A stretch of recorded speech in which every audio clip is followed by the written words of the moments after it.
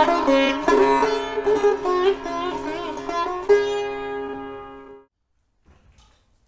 and welcome to Srimad Bhagavatam class on this particular celebrated day of Balaram Jayanti.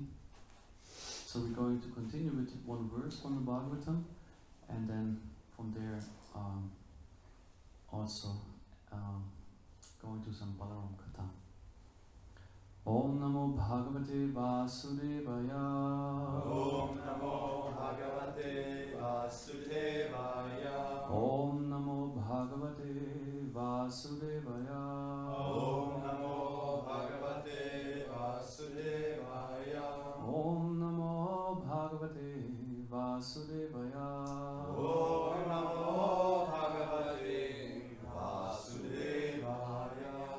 So we continue from Canto 4, chapter 23, entitled March Pritus Going Back Home, at text 7.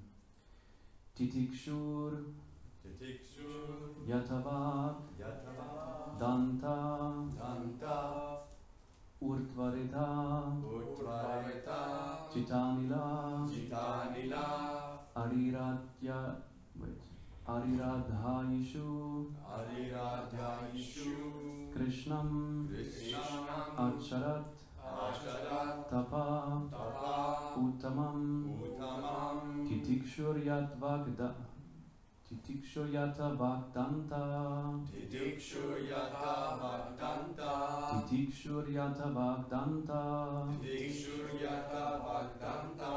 Urtvareta Chitanila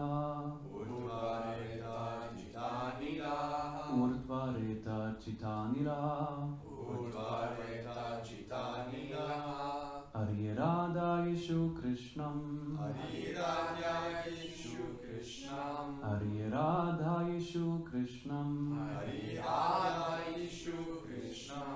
Acharat Tapa Uttamam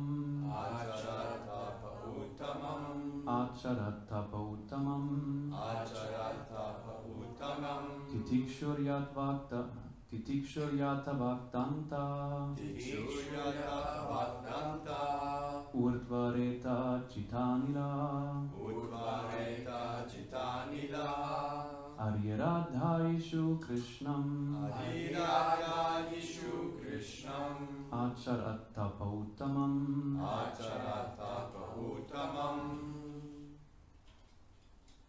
Titikshur Yata Bhagdanta Urtvareta Chitanila Ariradhayishu Krishnam Acharat Tapa Uttamam Titikshur Yata Bhagdanta Urtvareta Chitanila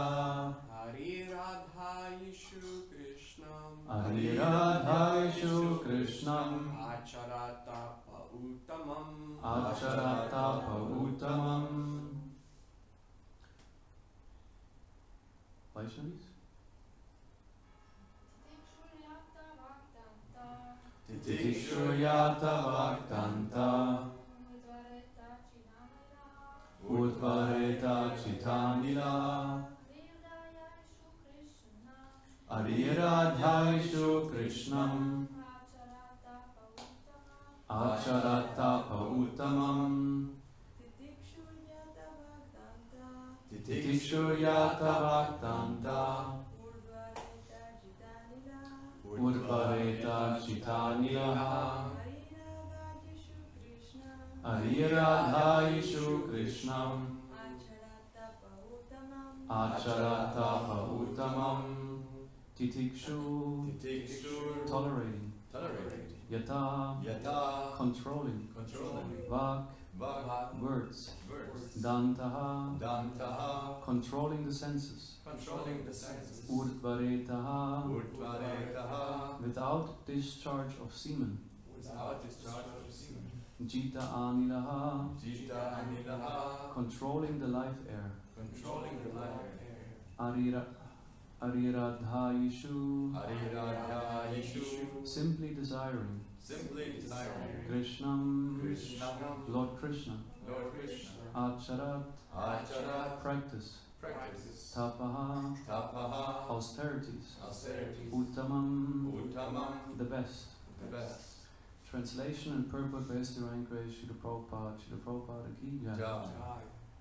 Maharaj Prithu underwent all these severe austerities in order to control his words and his senses, to refrain from discharging his semen, and to control the life air within his body. All this he did for the satisfaction of Krishna. He had no other purpose.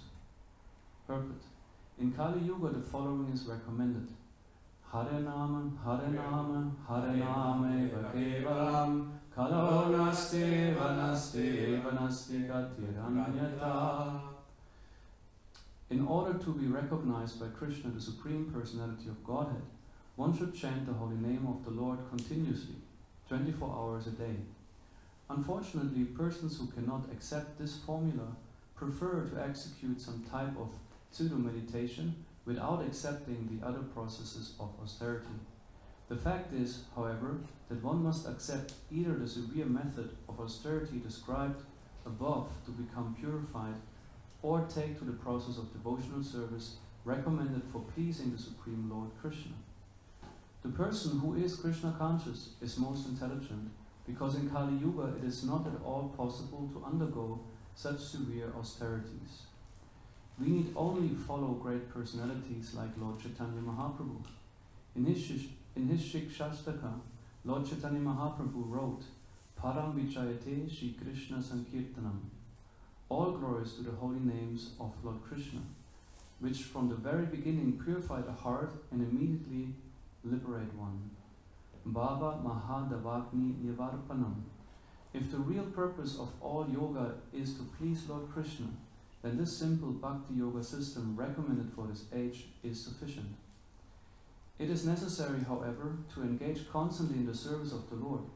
Although Prithu Maharaj executed his austerities long before the appearance of Lord Krishna on this planet, his purpose was still to please Krishna. The purport is very long. I will stop here, and anyway we have two parts. We say a few words on Prithu Maharaj and then speak about Lord Balaram. Om Jnanatimmirandasya Gananjana Shalakaya Chakshuram Militam Yena Tasmai Shri Gurave Namaha Shri Chaitanya Manobhishtam Stapitam Yena Bhutale Swayam Rupa Garamaya Mandarati Svarantikam Jai Shri Krishna Chaitanya Prabhu Nityananda Shri Advaita Gadadhar Shri Vasari Gaura Bhaktarinda Hare Krishna Krishna Krishna Hare Hare Hare Rama, Rama Rama, Hare Hare. Vagishayasya vadhane, Lakshmiryasya chavakshasi, Yasya te hridaye samvit, Tam narasimham maham vaje, Pralada hridayaladam, Bhakta vityavidaram, Sharatinduruchim bande, Parindra vandanam harim. The verse again. Maharaj Prithu underwent all these severe austerities in order to control his words and his senses, to refrain from discharging his semen and to control the life air within his body. All this he did for the satisfaction of Krishna. He had no other purpose. So we know of King Prithu as, we know about his identity as an Shakti Avesha avatar, which means that he is in the category of an individual soul that is particularly empowered by Lord Vishnu or invested by Vishnu Shakti, and therefore also considered then a partial manifestation of Vishnu, called Shakti Veshavata. And the topic of avatars and the different varieties of avatars is also a subject matter for today, since we talk about the first avatar emanating from Krishna, Lord Balaram. The mentality of King Prithu that is mentioned here in this verse exemplifies what we all endeavor for, or what we, aspire for. Anyabilasita shunyam, jnana karma anavritam, anukulyana krishnanu shirnam bhaktir uttamam. That the activities, the services that are rendered for the satisfaction of Krishna have no other purpose than exactly that.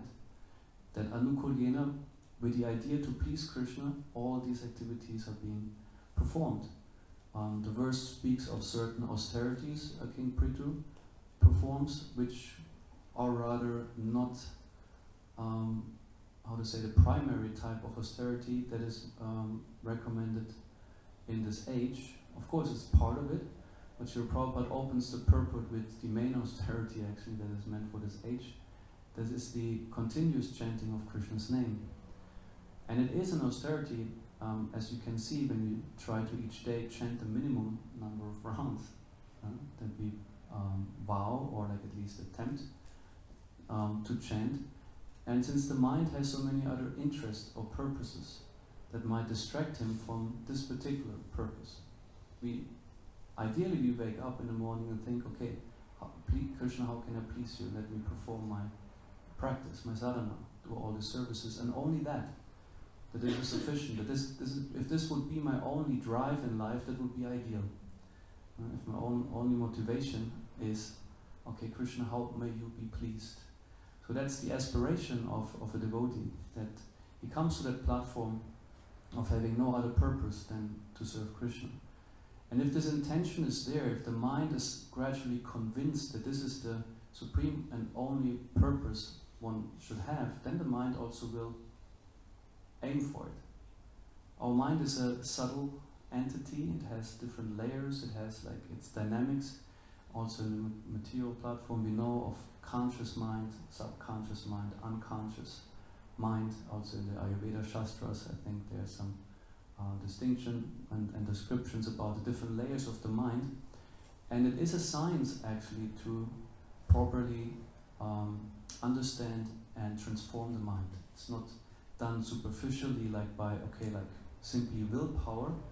There's more to it. Will is one aspect, but the mind doesn't function only by willpower alone. It is of course willing, feeling, thinking, but feeling and thinking goes also deeper. We have deeper convictions. Our faith, for example, is something that has to do what kind of perceptions or worldviews we hold dear to us deep within ourselves. And this determines how we can dedicate or not dedicate ourselves to a certain mission, a task, a profession, or a spiritual practice and whatsoever. So the mind is very central in the performance of Bhakti Yoga, and mana, what means mind, and tra is that what liberates. And maybe we can have that in mind, that mantra is also supposed to help us free the mind from all misconceptions, from all ignorance, from everything that is in the way to fully link with Krishna and make him our only purpose, become fully dedicated servants of Krishna. And who is the greatest servant of Krishna? Of course, we can have many answers. Most will probably answer it's Radharani, and that's correct. It's also correct to say Lord Balaram is the greatest servant of Krishna. This distinction is made. He is Sevaka Bhagavan, the form of the Lord who is in the servitor position, and Sevya Bhagavan, Krishna, is the one who receives the service. In the Sri Brahma Samhita, in the first verses, the spiritual manifestation is described. It's a picture, it's an image of a divine lotus flower, and on the whirl of that lotus flower there Radha Krishna resides, and in all the petals around the lotus flower there are the residences of the gopis and other spiritual entities, and this lotus expands unlimitedly in the spiritual world. And it is described how Lord Balaram is the carrier of the creative potency in both realms, the spiritual manifestation as well as in the material creation. So Krishna invests Lord Balaram with the power to manifest and create everything that is there. And we know he is the first expansion of Krishna, and there are some distinctions between the forms of the Lord in regards to their potencies and appearances, and only Krishna is called Swayam Bhagavan, which means that there is no form above him. He does not depend on any other form. whereas all the other forms that exist depend on Krishna, or it must be said, exist within Krishna. We will hear about it a bit more from there. And there are forms of Krishna which are completely identical, like the forms he manifests when he marries 16,108 princesses. It's that these forms he manifests are called Prakash. They are practically him identically. There's zero difference at all. Whereas then come the so-called Tat-ekatma-rupas, which are forms of the Lord that slightly differ either in appearance, that might be their skin color, which would be Lord Balaram. Technically he's white, and although he's like Krishna just in white, so from the potency he's practically equal. And then there are other forms emanating from this form again, which, like Narayan, has 4 arms, has different capacity or potency. It's said they have potentially, they're all Krishna, but in certain forms he chooses to only manifest a certain degree of his potencies, of his energies. So Lord Balaram is the beginning, and from him there's the first quadruple expansion, as we know, the 4 Vishnu forms. So he's also empowered or entrusted with the Vishnu forms, which are also Krishna in a different way. Vasudev, Pradyumna, Shankarshan, Aniruddha. There's the first one, and from the first Shankarshan comes Narayan, the one who is in the Vaikuntha planets.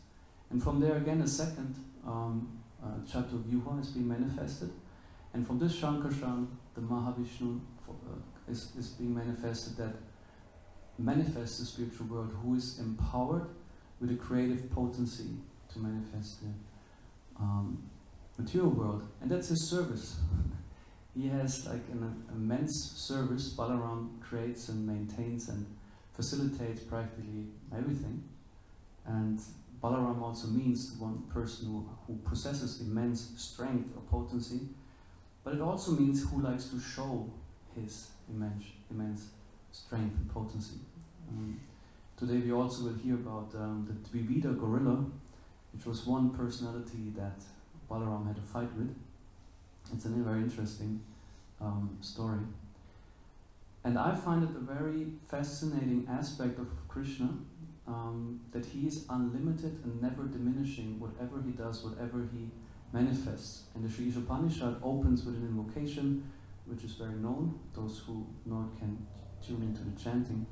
Om Purnamada Purnamidam Purna Purnam Udachyate Purnasya Purnamadaya Purnameva Vashishyate. Srila Prabhupada in his translation describes Purnam as complete or perfectly complete. The supreme whole, he says, is completely perfect. And although many units, like the material universes, as complete units emanate from him, he remains the complete, he remains complete balance, thank you, although so many units emanate from him. There's never no diminishment.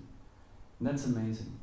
If you look at, maybe a comparison we can draw like to the material world is like the female body. The female body is capable to bring forth bodies or other forms. So this can go on for repeatedly. Some women have like a lot of children. At the same time, the body, the female body, is not like doesn't remain fully in its potency capacity. Every pregnancy, every birth giving also takes something away from this body, and slowly the material body will dwindle anyway. So there we can see there is some capacity of expanding, but it has a cost. Whereas with Krishna, it's ever increasing, never decreasing.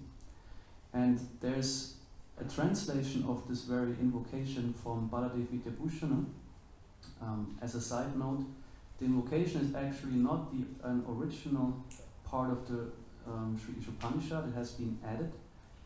There's one translation from Baladev Vidyabhushana's commentary on the Vedanta Sutra, which is also commented by Bhaktivinoda Thakur.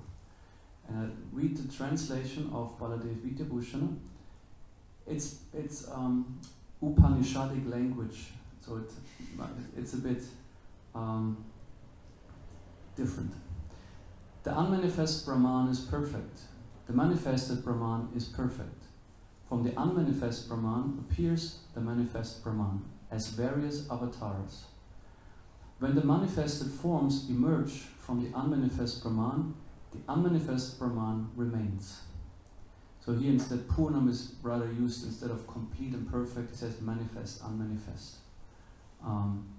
And Brahman does not necessarily mean everything is impersonal, it's a term in Upanishads which relates to the spiritual energy or potency, but it has tendency to be interpreted, of course, impersonal.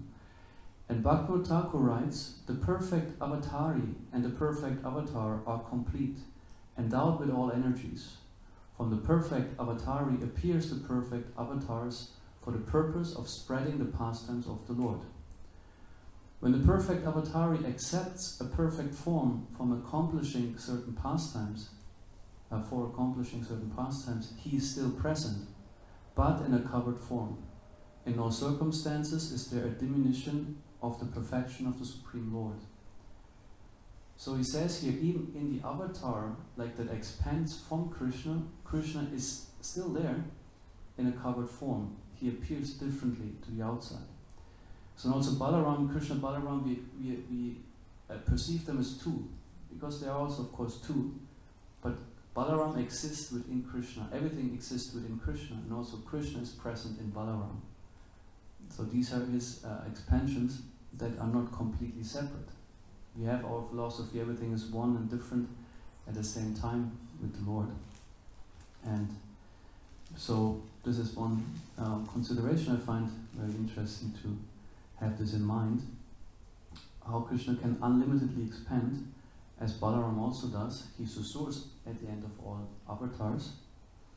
And Krishna does not get lesser. The nature of spirit is to expand and never to decrease. So therefore also Krishna doesn't find an end within himself. He tried to examine himself once, what are my qualities and potencies, and he always, when he thought, I'm done, now I have it, he discovered something new. So that's the nature of Krishna. And also in the Sri Brahma Samhita is a verse that where Sri Bhaktisiddhanta Saraswati Thakur also points again to this amazing feature of unlimited expanding. Advaitam achyudam anatim anantarupam adyam purana purusham navayovanam cha vedeshu dulabham adulabham atma bhaktao govindamadi purusham tamaham bhajami. I worship Govinda, the primeval Lord, who is inaccessible to the Vedas, but obtainable by pure unalloyed devotion of the soul, who is without a second, who is not subject to decay, is without a beginning, whose form is endless, who is the beginning and the eternal Purusha. Yet he is a person possessing the beauty of blooming youth.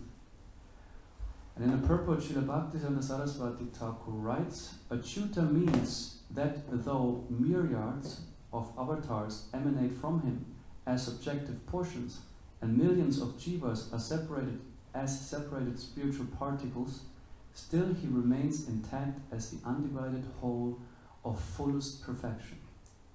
So also the name Achyuta hints to this perfection, this never diminishing, ever expanding nature of the Lord. So also we are encouraged to have this meditation as a positive identity, to say, I'm an expansion of Krishna. That's correct.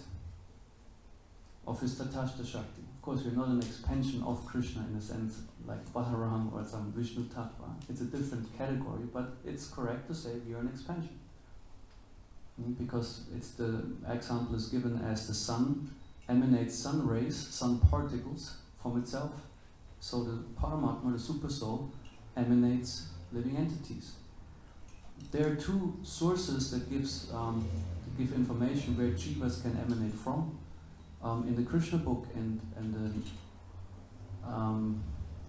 in chapter 89, there's a description how Krishna and Arjuna visit Mahavishnu. And in this text, Srila Prabhupada quotes from some Mrityu Tantra, some scripture, but I don't recall the full name, but that is described how Krishna's effulgence, Brahman effulgence, is the source of many jivas. It said all this Brahman consists also of many little light particles, which are the souls, individual souls. He manifests. And he has this famous word, Saham, I am Brahman, would be appropriate for the soul to say, because yes, we are part of that divine energy manifest from him. And the Brahma Samhita further says, also in a previous verse in text 10, in the purport, it is written, the constituent particles in the form of pencils of effulgence of Mahavishnu are manifest as the individual souls. And the next verse is saying, the Lord of the mundane world, Mahavishnu, possesses thousands of heads, eyes, hands. He is the source of thousands of avatars, and his thousands of subjective portions. He is the creator of thousands of individual souls. And the word by word is Sahasra Suhu, the creator of thousands of individual souls. Of course, the term creation might be a bit problematic, but I guess Bhaktivinoda Saraswati Thakur was aware of that, manifesting, bringing forth. So Krishna manifests so many forms, Krishna forms, Vishnu forms, individual souls, which are also all him. And so therefore we are meant to positively identify with Krishna. Lose identity, we should lose identification with the body and the artificial interests and desires, but not stop there and saying I'm not this body and then what? But like to have a positive identification as an individual soul that is a part of Krishna and expansion of Krishna, and has a servitor relationship. Like Lord Balaram, we heard he's Sevaka Bhagavan, and we are just Sevaka without Bhagavan. Living entities. And in the verse that we read before, Advaitam, Achyutam, Anadimananta Rupam, the translation says, who is the beginning and eternal Purusha. And the term Purusha is translated by Srila Prabhupada in two ways or three ways. One is person, one is supreme person, and the other is enjoyer. And sometimes also the living entity is called Purusha, enjoyer. And we see that also in Lord Balaram. He's quite an expert enjoyer, as Krishna himself is a supreme enjoyer. All his energies are there to serve his or facilitate his enjoyment. And we know that Sri Balaram likes to drink baruni, and nectar derived from yogurt and honey, which is, I guess, also available later today in the temple, and which makes him appear intoxicated. Of course, this is maybe a bit problematic to imagine for someone who is not familiar with the whole philosophy, because we so much detest intoxication on the material platform. We say, no way, no intoxication. Because it's usually tamasic, it covers the consciousness, it makes a person weird, it makes a person aggressive and whatever. So how come that Balaram in the spiritual world they are intoxicated? It's also described how Krishna or Vishnu looks intoxicated sometimes, with reddish eyes, and the eyes are rolling and they behave like, being high. And this of course is related to transcendental bliss or ecstasies that are the natural state of mind in the spiritual world. And this is also amazing. We, in the material world, and also we have like a state of, sometimes we go into happiness and joy, but often it's like also difficult, like kind of, we feel maybe a bit neutral or like sad or depressed, and like can go up and down, but it's not our natural state in the material world to be full of ecstasy from morning till evening. Maybe in between sometimes some little ecstasy comes. But it's described that Krishna and also then Balaram, of course, have the effect that also everyone who is perceiving them, being close to them, they feel ecstatic. It's described how also Vishnu, which applies and also to Balaram, by its very presence is like an intoxicating beverage for the eyes. So Krishna is being drunk by the eyes, you drink him in, and this very appearance like of him, his beauty, is like an intoxicating beverage for the mind. So the individual souls experience ecstasy by seeing Krishna, by smelling Krishna. It's that Krishna's, how to say it, fragrance. the fragrance. Yeah. It's like most exquisite flowers. His voice is most pleasing and attractive. Everything. So all the living entities, as soon as they are there, the senses are like magnets. They go like to Krishna and they cannot let go. And also Lord Balaram is very beautiful like that. Every part of his body is extremely attractive. His whole nature, his dress, everything. And also he has his particular gopis he enjoys with Krishna has. He has his own rasa dance even. And Balaram likes also to perform his pastimes in the Vrindavan area, in the forests.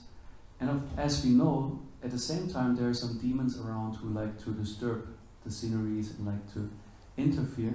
And one of these demons is Dvivida gorilla, which is an interesting character which we will hear because he was very long lived from an age long before Dvapara Yuga, and his pastime was that he liked to abduct the villagers or people like men, women, and capture them or imprison them in caves that he locked with stones and stuff, like just for his own pleasure.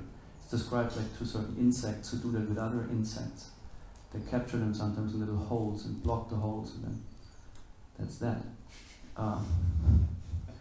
And also he killed, he raped, he desecrated holy places by urinating on them and passing stool on them and so many other things. So a very disturbing personality. And once while he was sporting through the forest, he heard a very sweet sound. And this came from Balaram and the gopis. So and he went there and he saw the scenery and he was immediately attracted to Lord Balaram. He says his beauty captivated him. And he approached the scenery, and as monkeys are, some monkeys are cute, you know? You would agree, I guess. I find some monkeys really cool. But there are other monkeys who are just really, just too much. In India, the monkeys, I don't like them. I find them, they're always a threat. They're never sweet. In South Asia, I even got attacked by a monkey. Just not bitten, fortunately, but he, with his fist, he beat me on the shoulder. We went up some Narasimha temple, and it goes really up there. Like they have some hills there. The Simha temples are usually quite up because they consider a lion usually lives on the mountain and so on. And you have to wait often, like depending on how many people are there. So you gradually go to have your darshan, and of course all the monkeys are around. And one monkey was sitting like with his back toward me, and they have these long tails down there inside it. And I thought just like, okay, let's give him a little tap, just for, I don't know. And I tapped him, and then he turned around as if he had eyes in the back of his head, and he looked straight to me and jumped on me and beat me on the shoulder and then away, like kind of sending a message, hey, you know. And I was like, okay. So monkeys are very bold also. And sometimes some types of monkeys, they appear to be they're only muscle and teeth. You know, it's like, so better not mess with them. So Dvivida gorilla, so it was like a massive type of monkey, went there, and first he made this kind of fun, which was also perceived by the gopis as, ha ha, cute, the monkey, he makes faces, and he fools around, and then that was still okay. Balaram also like intoxicated, he says, he was like rolling his eyes, enjoying his Varuni being there. But then he started to get more nasty.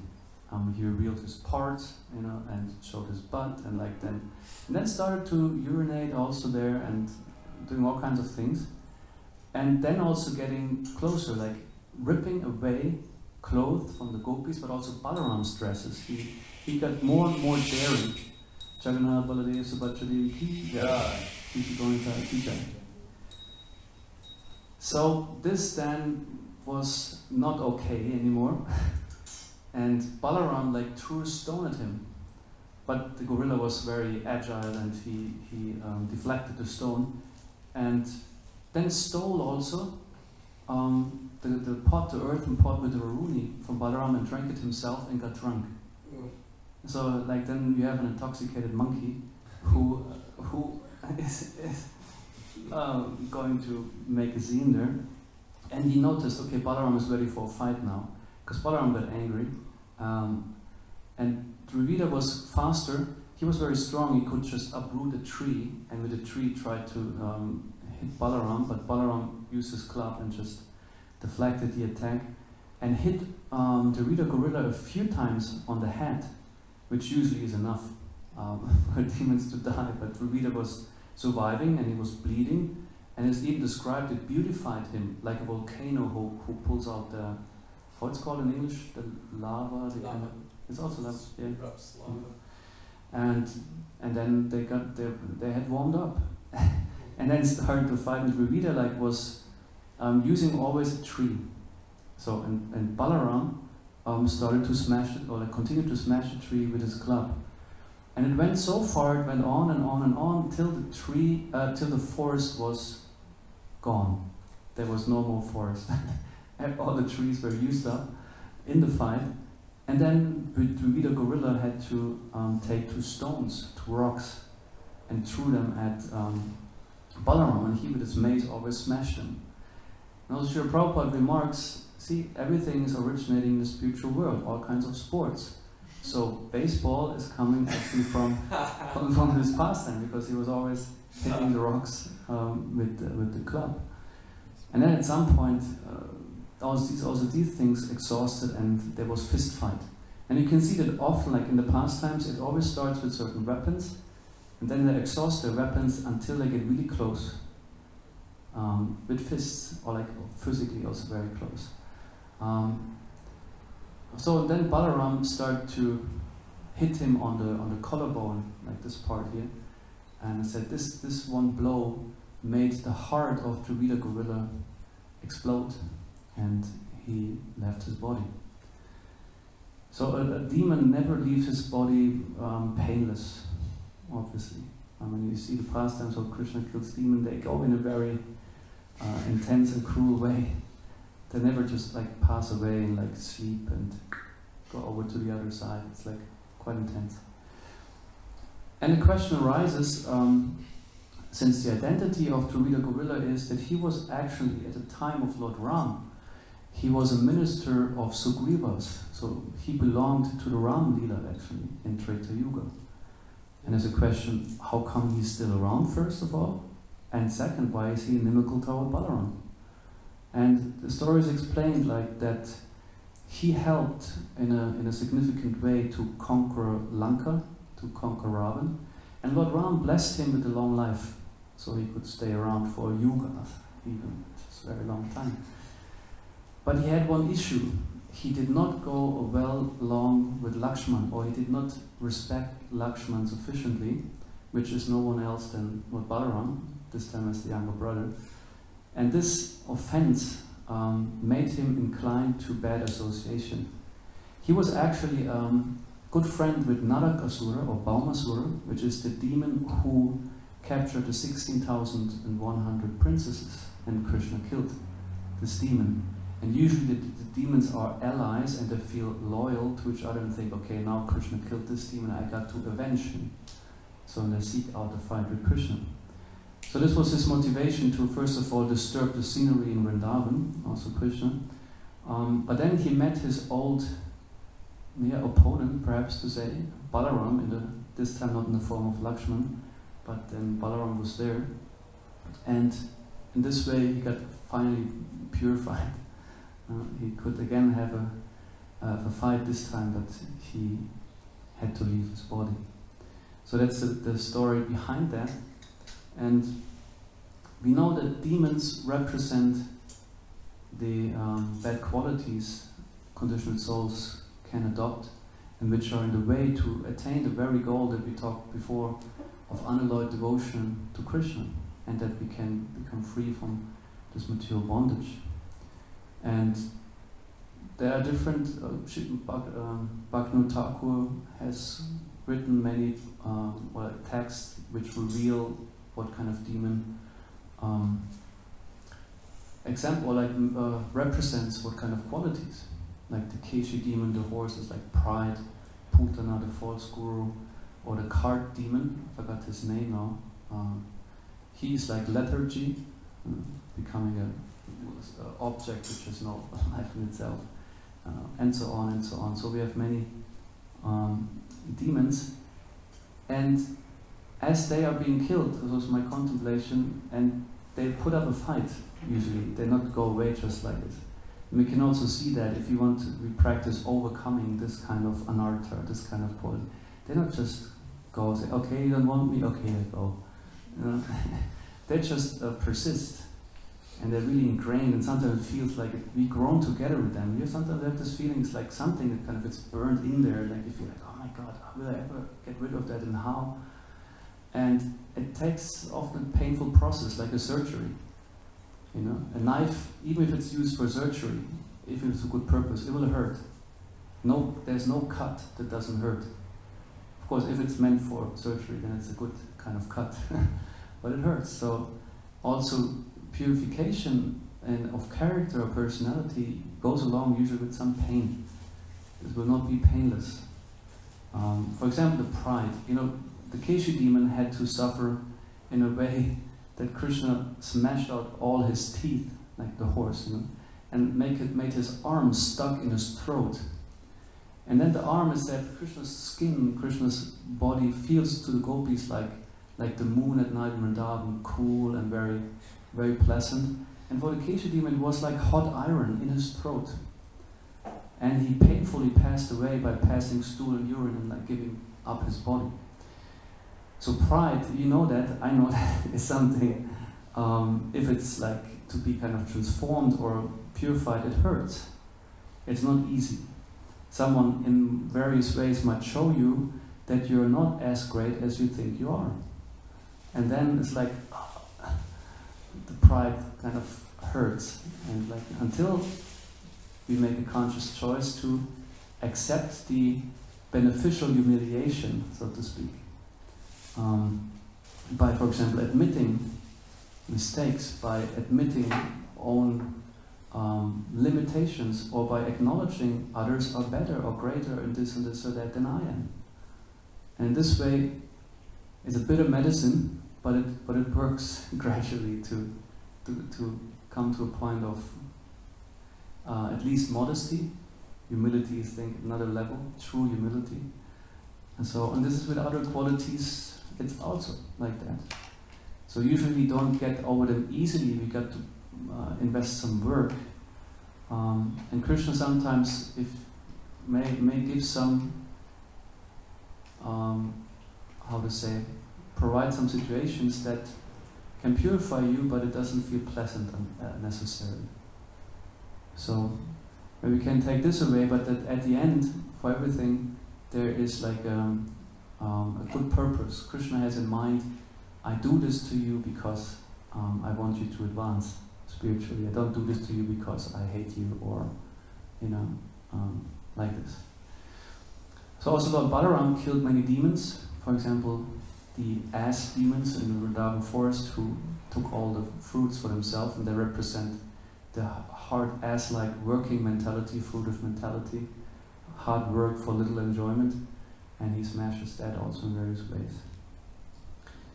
So this way we can contemplate today in Lord Balaram as the Purusha, the supreme enjoyer, and we are actually supposed to enjoy with him. But on the way there we got to get rid of some demonic qualities that require a process. But a very not so painful process is just the hearing of Krishna's pastimes, of the Katha. So that's something that's very pleasant, and the Srimad Bhagavatam highlights that in the first canto right there, saying this alone is sufficient to attain spiritual perfection. And also in one purport, I forgot now the exact number, Srila Prabhupada explains how a benchmark for advancement is how we become through the hearing, for the hearing of the Bhagavatam, how it really creates affection to Krishna. So this is like where we can see the Bhagavatam itself is sufficient, has the potency to give us attraction and love to Krishna. So, Hare Krishna. So I will end here, and if there are any comments or questions, we can open for that.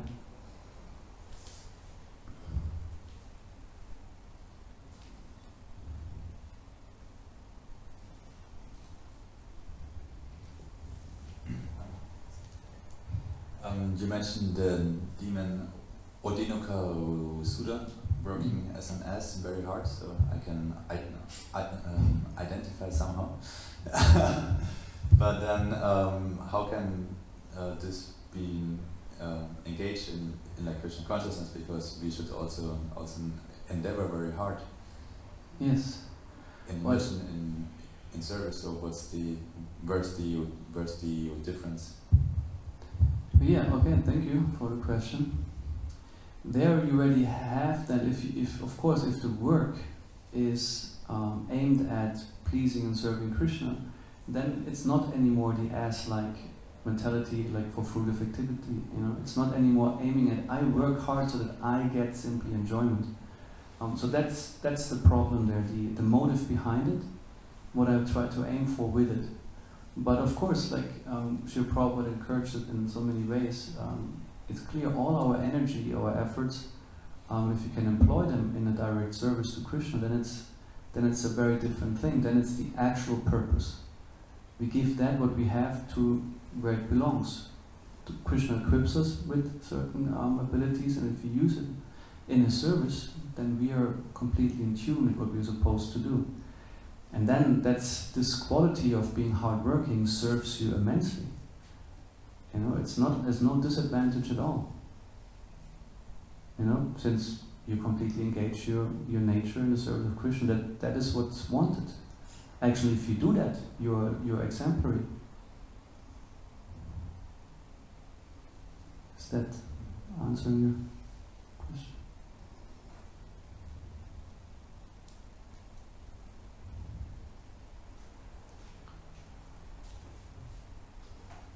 All right.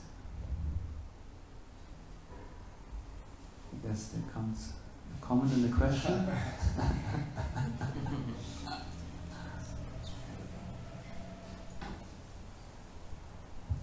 Thank you, Krishna. I had a question actually. Because you mentioned about anarthas and purification, and it's been my meditation for the past couple of weeks. And yesterday I was listening to Ramakanta Prabhu, and he was saying how our suffering or purification, we are actually the cause. We may not want to accept it, but we are the cause. And you also mentioned how this purification is so important, and I really like this analogy of the knife and surgery. And my question is that, in practice, I think for me especially, it's very difficult. Although I do realize that it's for my benefit and it's from within, but I think it's also the human tendency to look for it outside. Like, because of this situation, because of this person. So how can one really change this? Because I am conscious of the fact that it's because of me at the end of the day. Mm-hmm. And it's for my benefit, and Krishna being my best friend is giving me, for my benefit, this purification. So how do I really maybe apply this in practice? Okay. I mean, spontaneously what comes to my mind when you ask that is, it's important to look at, when I consider my own anarthas or my own life, or the sufferings in my life, my own fault,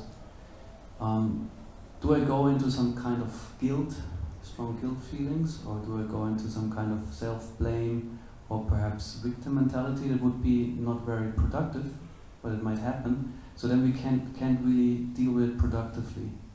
Another alternative would be, okay, like to be in a spirit of responsibility, in a sense of saying, okay, this dynamic, I have part of it, in my actions create something, and now I'm still also able to work with that. You know, it's something that comes to me, and I'm not just like simply, exposed to it helplessly, but there's something that the situation challenges me too.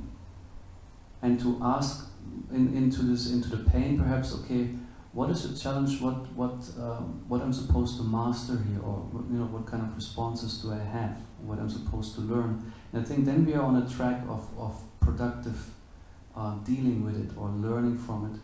So I think this could be some helpful distinction to see, how do I respond emotionally to what's happening? Is it more like a guilt or like victim thing, or am I capable to go into some sense of responsibility and constructive feedback, to accept, okay, there's truth in that what happened, there's for justification that what happened, what happens, and maybe my lesson is, okay, I got to change certain attitudes. Maybe my lesson is I got to let go of certain things. Maybe my lesson might be whatever.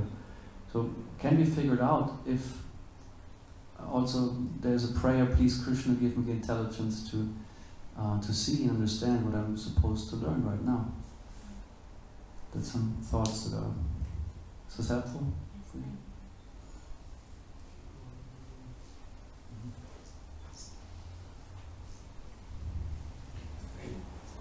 I guess it's a more.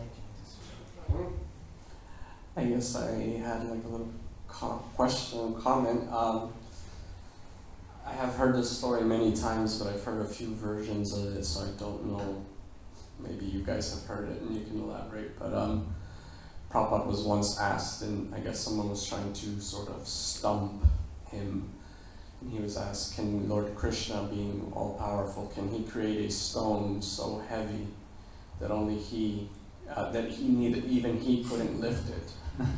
And then Prabhupada said yes. And then they're like, but if he's God, then he should be able to lift it, no problem. So then Prabhupada, I hear that Prabhupada's response was, I have Lord Balaram do it. So I don't know. Yeah, that's like kind of one of these impossible questions. Both answers, yeah. It's like, I don't know what is the name giving to such questions. But, yeah, Krishna must be capable of that, but then also he must be capable of lift it again because he must be supreme. Yeah, it's a good answer, like Lord Balaram is doing it. He can lift it. And Krishna can't lift it, but he said, okay, I'll have Lord Balaram do it. mm-hmm.